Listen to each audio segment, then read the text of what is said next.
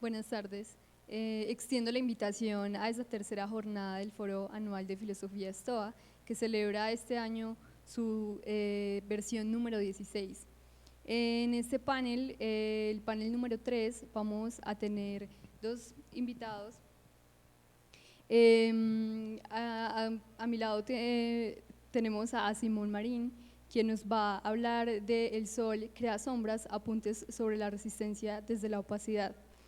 Antes que nada, les recuerdo que este es un proceso de la administración municipal, Más Cerca, Más Oportunidades, y del Instituto de Cultura El Carmen de Viboral, en alianza con el Grupo Quinox. Apoyan Avinal, Viboral Telecomunicaciones, Confiar, Cooperativa Financiera, La Cimarrona ESP y Casa Rosé Hotel. Les cuento un poco sobre la trayectoria de nuestro ponente, el primer ponente de este tercer panel.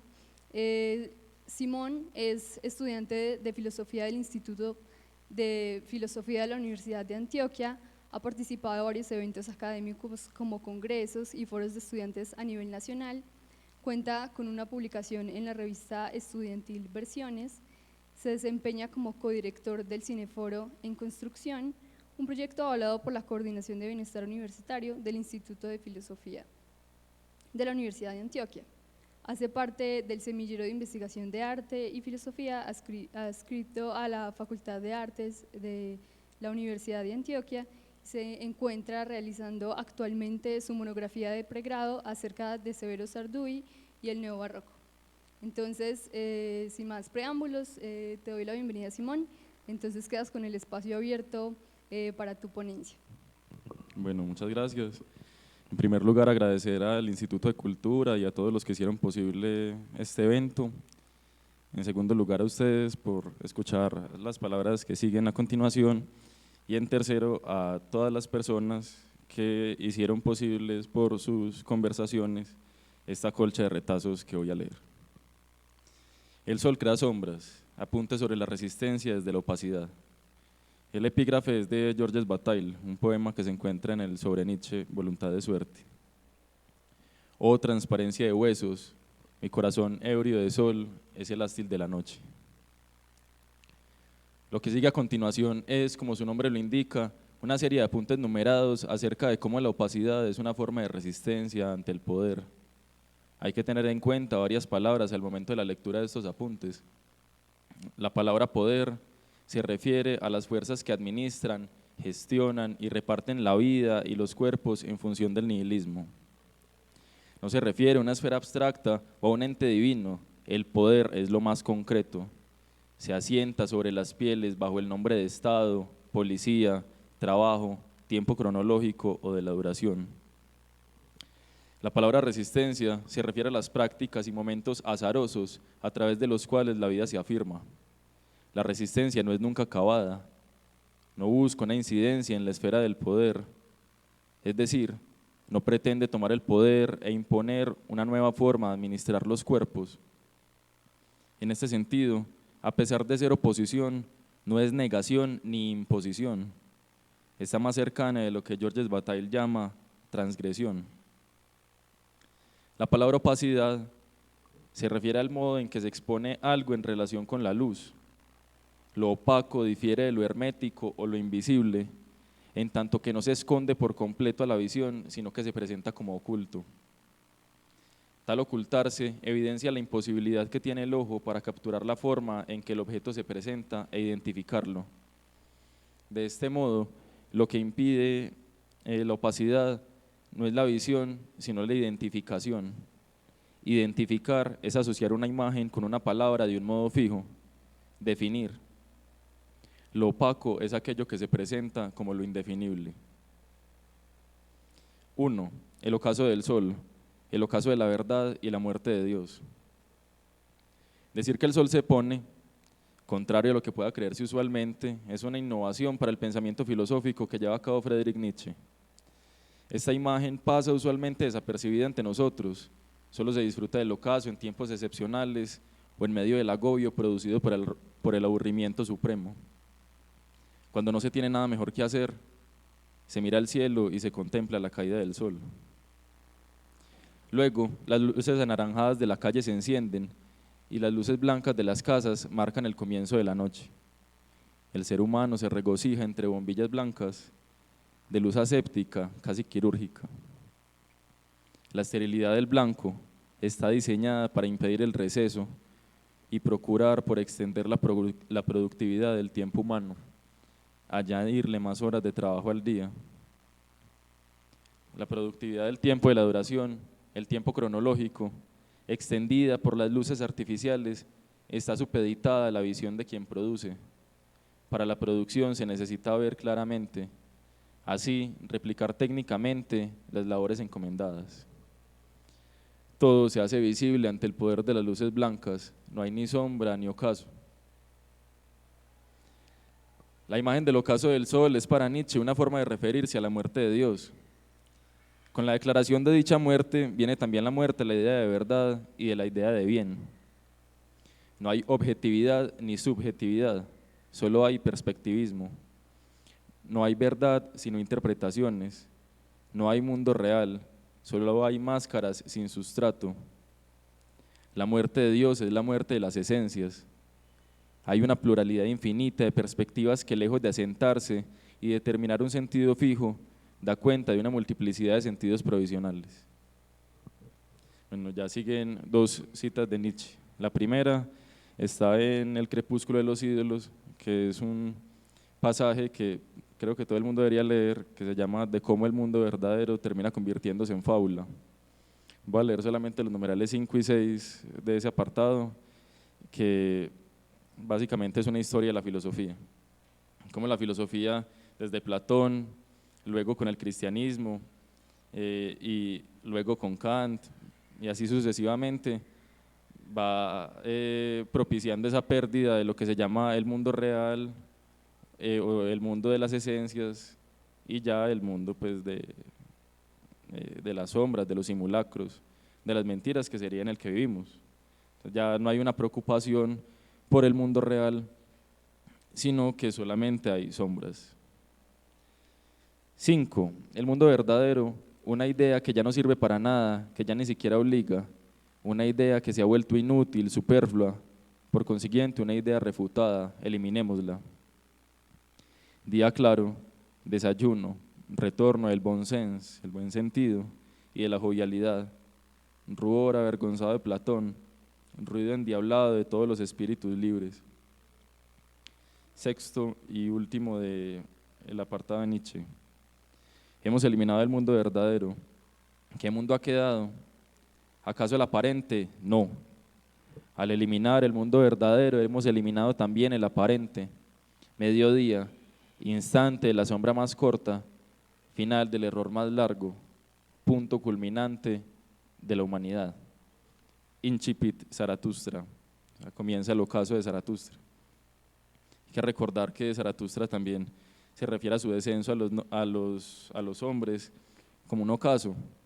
Él desciende, él después de estar durante 7 años en su caverna, haciéndose más sabio, mira al sol y se da cuenta de que es como él, y que tiene una alegría tan desbordante, que al mismo tiempo es una tristeza desbordante, que solamente puede compartirla, así como comparte el sol su energía, y por eso es que desciende a los hombres, no por un interés mesiánico de salvarlos, sino por un interés bastante explícito de destruirlos. Ya, a continuación, esta es una cita que está en la Galla Ciencia. Por consiguiente, voluntad de verdad no significa no me quiero dejar engañar, sino no queda otra alternativa, no quiero engañar ni siquiera a mí mismo. Y con esto estamos en el terreno de la moral. Porque pregúntese, si no de modo radical, ¿por qué no quieres engañar? Sobre todo si se diera la apariencia, y la apariencia se da, de que la vida está dirigida a la apariencia, quiero decir al error, al engaño, a la simulación, a la ceguera, a la ofuscación de sí, aun cuando por otra parte la gran forma de la vida se ha mostrado siempre efectivamente del lado de los politropoi, los más inescrupulosos. Politropoi se refiere a aspectos múltiples, variable, cambiante. Era también como el nombre como el sobrenombre que se le daba a Ulises en la Odisea, por esa astucia que permitía que todo el tiempo estuviera cambiando y mimetizándose. Entonces, bueno, ya acabamos viendo que el asunto de la verdad no tiene que ver propiamente con algo epistemológico o fenomenológico. Las cosas propiamente no se presentan de un modo ante el conocimiento, sino que la verdad tiene que ver con un asunto moral y en últimas, como vamos a ver, como una función política. Decir que Dios ha muerto y consigo ha muerto la verdad y la esencia no es decir que falta un sentido para la vida. Al contrario, ese cadáver de Dios ha engendrado millones de larvas que se reproducirán incesantemente. La muerte de Dios no es la instauración del reino de la carencia, sino el de la sobreabundancia. 2. Sobre las sombras en el ocaso. Asimismo, las sombras en el ocaso no dan cuenta de la carencia de objetos. Los objetos en el ocaso se multiplican. Ahora son ellos y sus sombras, simulacros indistintos y divididos. No están unificados por la luz del sol, sino infinitamente fragmentados y, en este orden de ideas, plurales. Los hombres superiores, protagonistas de la última parte del Zaratustra, aquellos que saben bien de la muerte de Dios, han creado uno nuevo, el asno. Así, aunque haya muerto Dios, esos guardianes del nihilismo están dispuestos a engendrar cada vez uno más. Por esto, ante el ocaso del sol, que es la muerte de Dios, la humanidad ha creado luces artificiales, nuevos y pequeños remedios carentes que pretenden ser soles, garantizando así el reino de la transparencia. Han instaurado la verdad mediante la fe en la ciencia. Han instaurado el bien mediante la ley positiva y el derecho judicial. 3. Poder como necesidad de claridad y transparencia. Clasificar y administrar. El poder, engendrado como técnica para la administración de la vida en función del nihilismo, necesita de transparencia para poder operar. Solo en medio de la luz se vierte sobre todo. Es posible hacer identificables los objetos y las personas, dar a cada cual su esencia definitoria, repartir los espacios y los tiempos. En función de la transparencia, el Estado puede controlar, necesita verlo todo claramente para poder administrarlo todo. Así, la asignación de roles sociales se hace posible porque es simplemente una producción de asociaciones. Se conectan palabras en determinados contextos como si fueran verdades naturales y no producciones lingüísticas y culturales. A saber, travesti, prostitución, indigente, desecho, manifestante, terrorista. Y podemos seguir infinitamente con estas asociaciones. Estas asociaciones no son inocentes reproducciones del imaginario popular, sino medios verbales de legitimar la violencia del Estado y el capital sobre cuerpos determinados. Del mismo modo, habla Nietzsche sobre la inversión de los valores del cristianismo. Por ejemplo, víctima, bueno, todo aquel que responde a una agresión, malo. La legitimación de la violencia estatal es al mismo tiempo una monopolización de la violencia y una naturalización de la violencia del Estado. Acá finalmente la transparencia lo que permite es, en términos de la filosofía francesa contemporánea, crear la identidad y la diferencia. Porque lo que están haciendo no es solamente decir travesti, prostitución, travesti, peluquera, indigente, desecho, venezolano, ladrón, sino que también están diferenciando, y están diferenciando el migrante del que pertenece, y a través de esa diferenciación es que es posible identificar. Por eso, para lo que más sirve la transparencia es precisamente para diferenciar, y a través de esta diferenciación identificar. Todo esto implica que el interés taxonómico del poder, clasificar e identificar, producir identidades y subjetividades, modos determinados de estar y aparecer, es una ficción que se ha enunciado como verdadera. El Dios muerto es reemplazado por un Dios artificial que dice: yo, el Estado, soy la conclusión última del proceso civilizatorio y en tanto tal, mi operar es incuestionable. Eh, en el Zaratustra de Nietzsche está el famoso apartado del nuevo ídolo. Voy a citar una partecita. Estado, ¿qué es eso? Bien, abridme ahora los oídos, pues voy a deciros mi palabra sobre la muerte de los pueblos. Estado se llama el más frío de todos los monstruos fríos. Es frío incluso cuando miente, y esta es la mentira que se desliza de su boca. Yo, el Estado, soy el pueblo. Donde todavía hay pueblo, este no comprende al Estado y lo odia, considerándolo mal de ojo y pecado contra las costumbres y los derechos. Cuarto, la opacidad como resistencia al poder. La opacidad es la dificultad para mirar claramente. Es el reverso de la transparencia. Se impide el acceso al objeto y así identificarlo. La identificación, como se ha dicho, es la conexión entre palabras significantes en función de proponer una definición fija y garantizar la comprensión. Se dice que si las palabras no tuvieran definición estable e inamovible, la comunicación no podría darse, ya que no habría un mínimo que garantizara la comprensión. Cuando se habla de la opacidad en el terreno del lenguaje, se piensa en la dificultad para acceder al significado o el sentido de una expresión. Significado y sentido son las condiciones que garantizan que una expresión se haga legible. La legibilidad, en este orden de ideas, sería la claridad con la que las palabras expresan lo que el hablante desea que expresen. Una expresión, cuando es opaca, cuando su significado y su sentido están dislocados, no son lo suficientemente funcionales para transmitir un mensaje. En el texto opaco, el mensaje es secundario.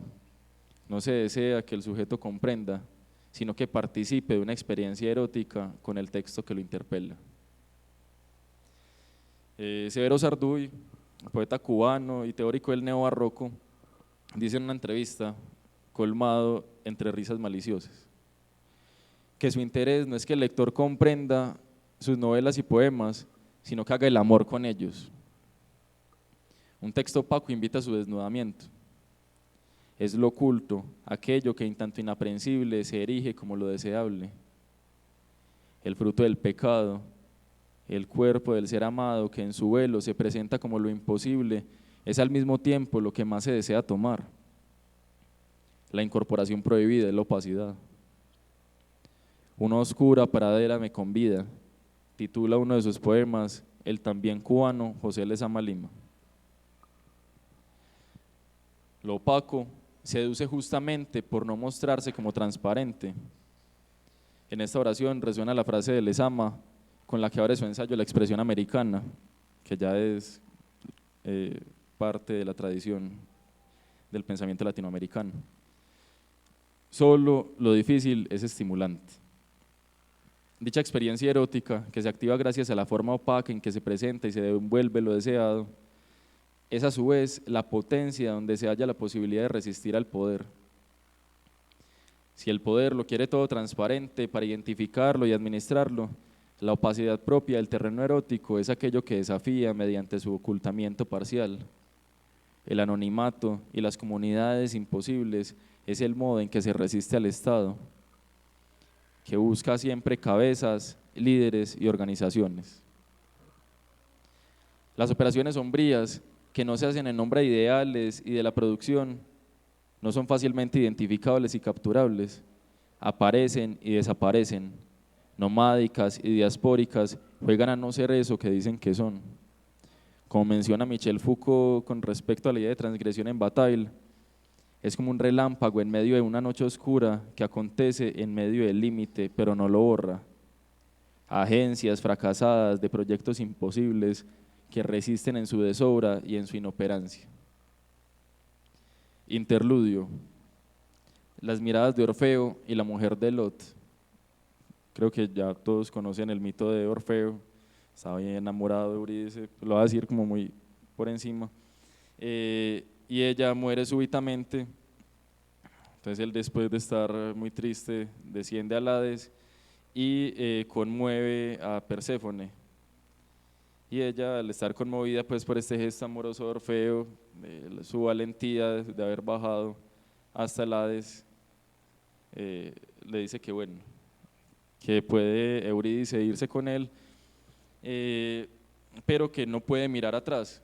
Entonces cuando está subiendo, ya está casi que llegando a la superficie, Orfeo siente la necesidad de mirar si Eurídice si está atrás de él, porque no podía hacer ningún ruido, no tenía cómo saberlo, y cuando la mira, pues Eurídice se desaparece y perdió el trabajo pues, que había hecho. Ya lo que pasa es que Orfeo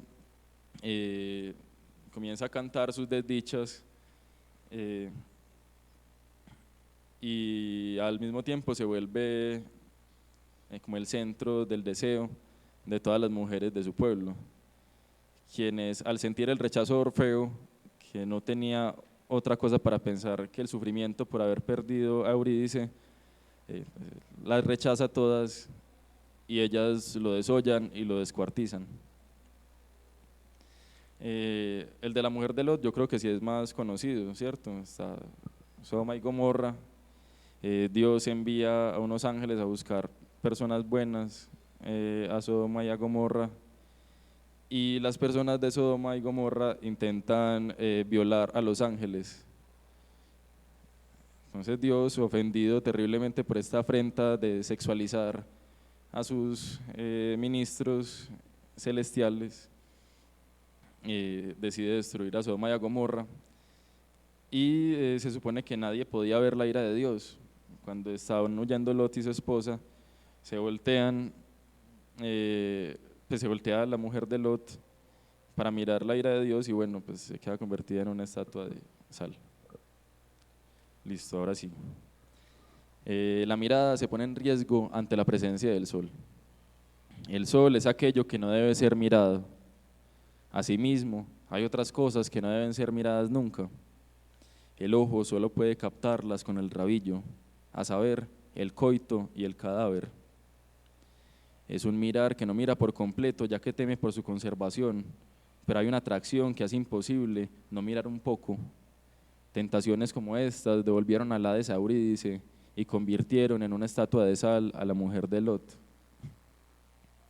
En el amor aparece la misma embriaguez de la mirada. La mirada del ser amado es algo que se demanda. Exijo ser mirado porque sus ojos son el éxtasis.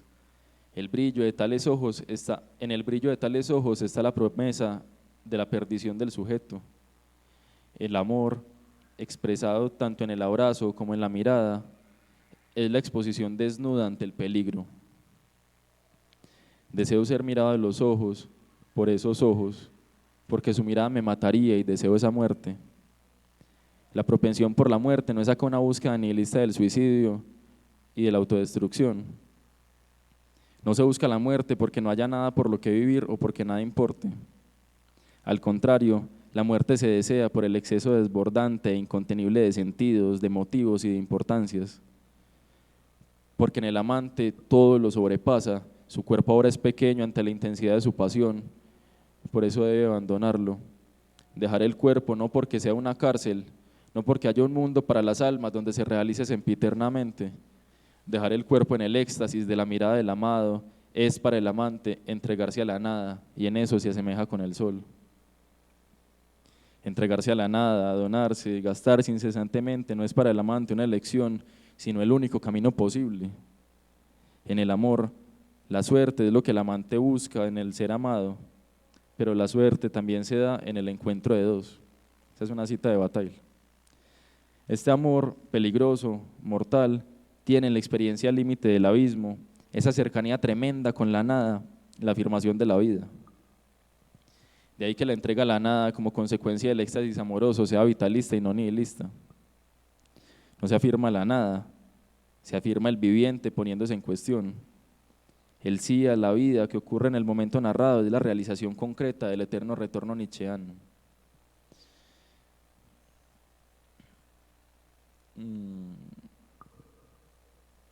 Acá este asunto de la nada, del abismo, hay que tomarlo con cuidado. Bataille habla mucho, sobre todo en su libro sobre Nietzsche, Voluntad de suerte, esto de ponerse en juego. El erotismo es el ponerse en juego. Pero bueno, ¿qué significa ponerse en juego?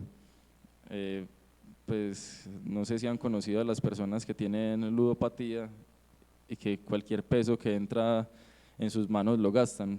Bataille dice, en las manos del apostador el dinero quema. Pues eso es lo que él dice que hay que hacer con la vida justamente. En la vida del viviente, que además es amante, la vida quema, porque es desbordantemente ardiente. Por eso tiene que soltarla a la nada, y ese soltar a la nada es un desbordamiento como el desbordamiento del sol, que gasta sus rayos y los rayos se pierden. Un asno, animal de carga, dice IA. Sí, esto está en el apartado del despertar del Zaratustra, que muy recomendado pues para pensar todos los síes que decimos hoy en día a propósito del coaching y todo esto. Por eso es alabado por los hombres superiores en la caverna de Zaratustra.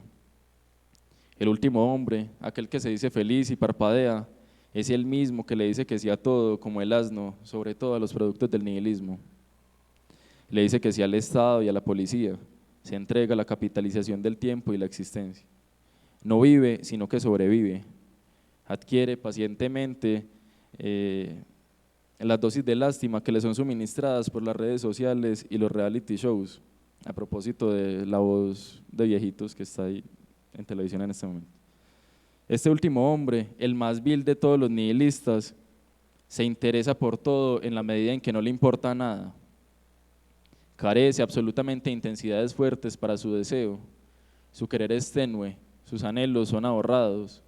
La pérdida de la intensidad para desear es el síntoma de una patología grave que afecta indistintamente a todos los miembros de lo que se ha dado a llamar sociedad. Contrario a la luz solar que deslumbra hasta la ceguera, estos últimos hombres son la personificación de la carencia, una necesidad sin deseo. Cabe recordar una vieja disputa en torno a la palabra deseo. Parece de común acuerdo afirmar que solo se desea aquello de lo que se carece.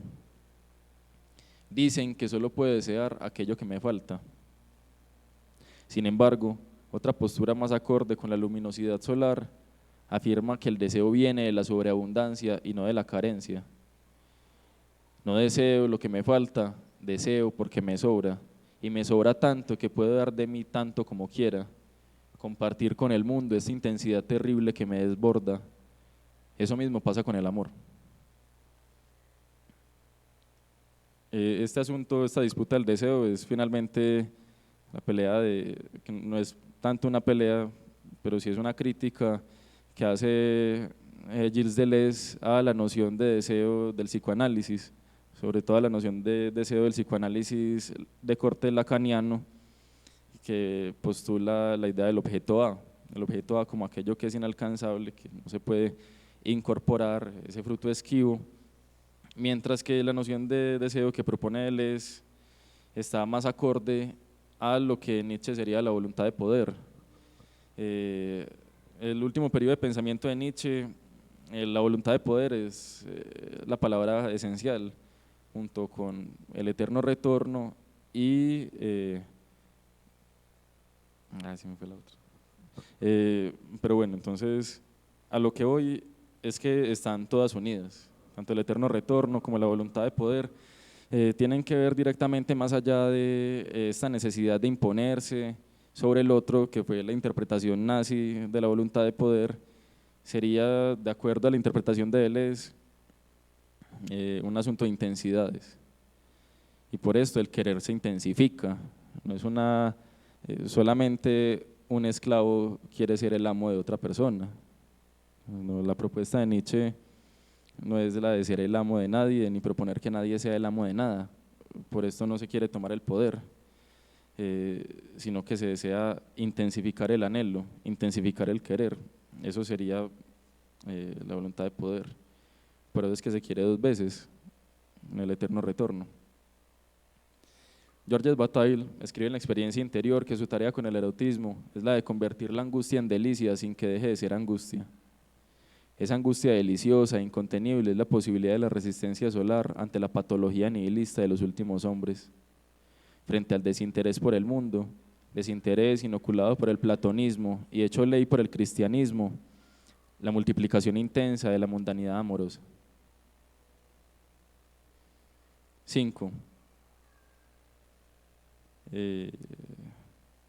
Bueno, no voy a leer la cita de Bataille primero acerca de la angustia, que la angustia es la manifestación de ese querer intenso. Pues Bataille también dirá luego que la felicidad es el peor enemigo del amor. Cuando una pareja es feliz, se separa. Entonces la cita de Bataille es, enseño el arte de convertir la angustia en delicia. Glorifican todo el sentido de este libro. La aspereza en mí, la desdicha, no es más que la condición, pero la angustia que se transforma en delicia sigue siendo angustia.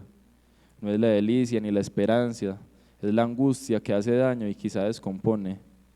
Quien no muere por no ser más que un hombre, no será nunca más que un hombre. Está ahí la cita de Bataille.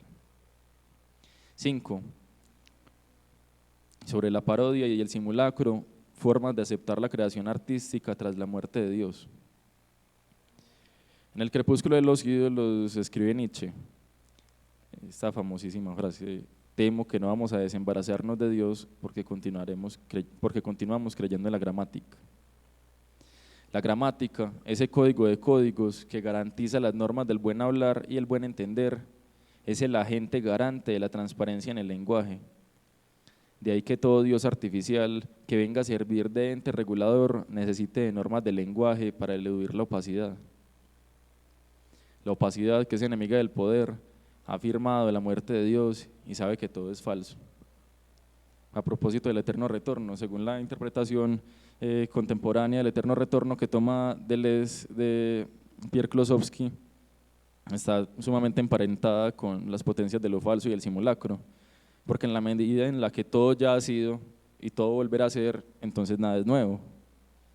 Y en ese sentido, al no ser nada nuevo, todo sería simulacro. De ahí que esté emparentado todo en este último periodo del pensamiento de Nietzsche. La opacidad, que es enemiga del poder, ha afirmado la muerte de Dios y sabe que todo es falso. Enmascarado es el mundo y la voluntad paródica que lo rige.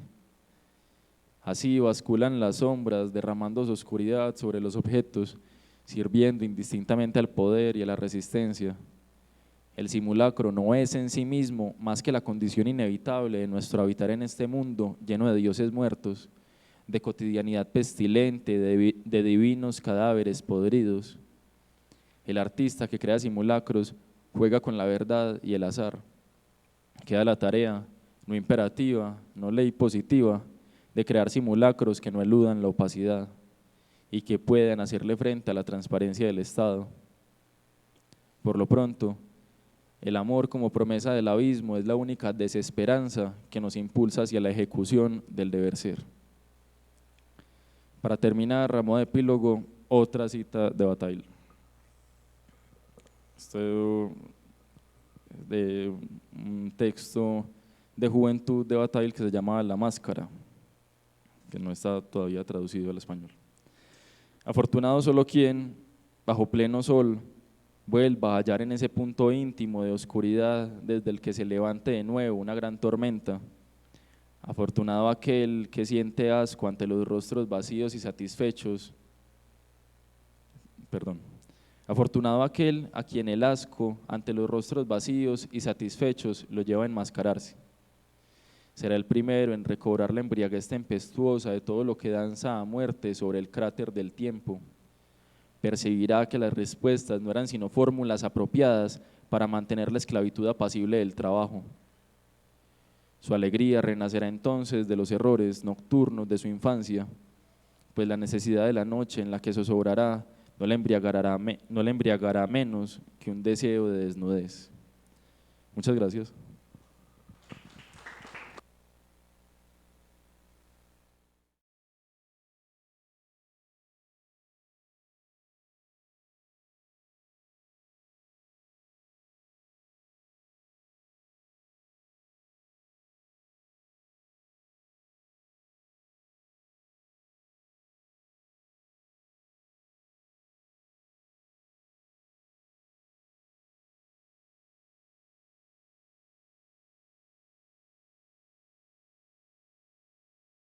sus cuestionamientos acerca de las ponencias, tanto la de Simón como la que sigue. Entonces, muchas gracias.